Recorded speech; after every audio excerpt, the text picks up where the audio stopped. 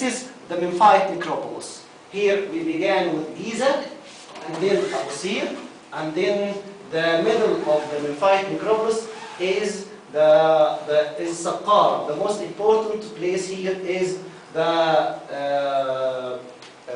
pyramid of King Zoser from the first years of the third dynasty.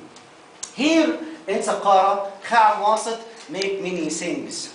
He restored all the monuments of the past pharaohs which were buried here in the necropolis. And he left for us, for the future coming people who visit this necropolis, left inscriptions speaking about his activities in the necropolis. One of the most important inscriptions in Saqqara is the inscription left by Kha Wasit on the southern face of the Pyramid of Anas. The Pyramid of Anas is located to the south of the funerary complex of Jerusalem. Here we could read the name of Ramses II. Anas dated to the 5th dynasty, some 1,000 years before Ramses II. But here, when Kha Wasit was the high priest of the Pharaoh, he restored all the monuments. So it is about Kha Wasit. He is called the first Egyptologist, one who was interested in restoring the monuments and pyramids of the past pharaohs.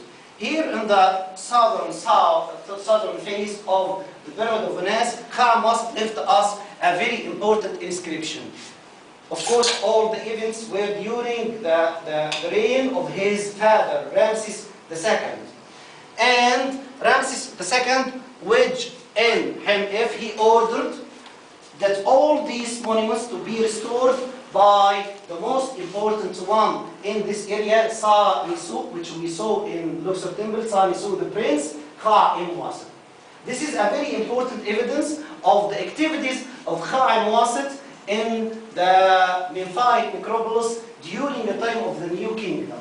Those pyramids were perished during the time of Kha Wasit, during the time of Ramses. So the one who was entrusted of restoring all those monuments was Kha Wasit. In other places of the Memphite necropolis, we could find other inscriptions, other texts speaking about the restoration activities which were done by Kha Wasit there. Returning to Wasit, the city of Amman, the main shrine in the city, to the north of the city, was Karnak. The building activities in Karnak lasted for about 2,000 years, from the beginning of the Middle Kingdom until the end of the Pharaonic era. And even the Greco-Roman rulers had some additions to the main shrine of Amun in Karnak. Here in the shrines, those triple shrines were built by king of the 19th dynasty, a son of Ramses II, called Seti II, Wisr ibn Ra. This is his throne name, Wisr ibn Ra. In the middle one, which was dedicated to the god Amun, on the western wall, on the western side, to the left-hand side, is a very important scene. This scene represents the sacred part of the god Amun when it rested here in the shrines of Seti II. And all the rituals are performed here on this scene, front of this one. This is a very important one. This is the shrine itself, the female personification of the shrine. The ancient Egyptian personified some places. You saw this in the Egyptian Museum, the personification of the nomes which beside the king Nicaros from the 4th dynasty. But here, this personification is the personification of the shrine, the whole shrine, during the time of Seti II. And on her head, this personification bears the name of the shrine as Mut Seti, the mother of Seti. He called his shrine here in Karnak the mother of Seti, because the king after this fostered here and have some care from the goddess of this shrine. And you must note something, that during the building activities of city the second in Karnak temple, there were no first pylon, there were no court. The last one who had any certain activities in Karnak is Ramses II, who built the second pylon.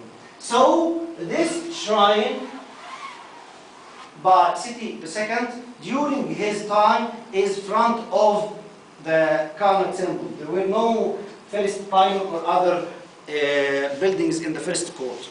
So he described his activities in a very important text here in this scene, referring to his shrine as an august shrine in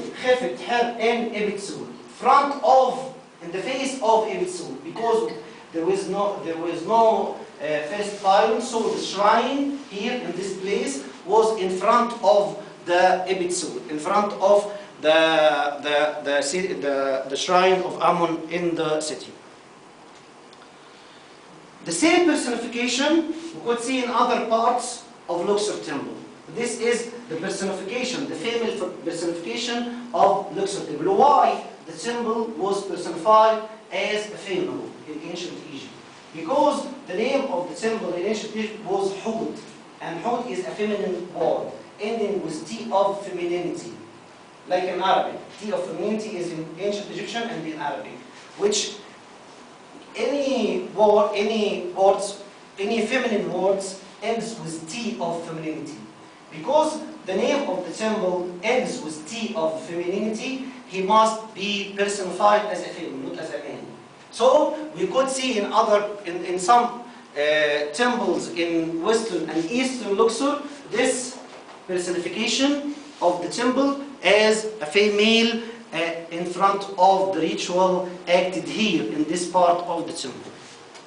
And this is the name of the personification of Luxor temple, which is Ramesses, the name of the builder of this part, which is Ramesses II, Ramesses Emin Lenmet Ha, the one who is united with eternity. Because the king hoped to be united with eternity in this part which he built in Luxor temple, Ramesses II.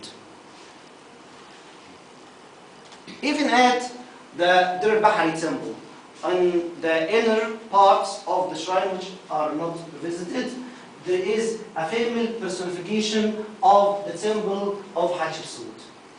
And this personification of Hatshepsut temple bears a very different name, not accustomed for this place during the New Kingdom. We know that this place was called Jisru Emin, the sacred shrine of Amun.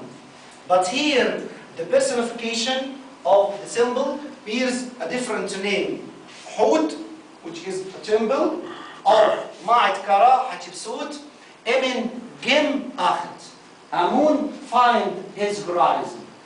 Because the temple of Hatshepsut during the New Kingdom was the horizon of Amun during the festival which goes from the east bank to the west bank.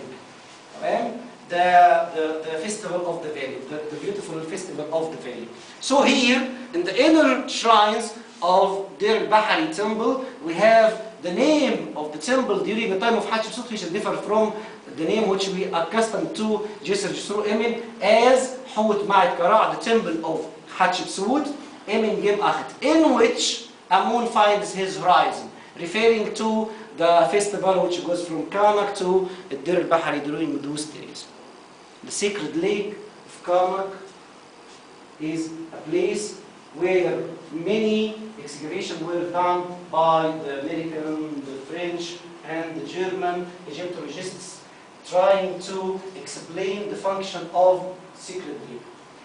In the past days of Egyptology, we know that this sacred lake was consecrated for the worship of the priests, where they could make cleaning and purification.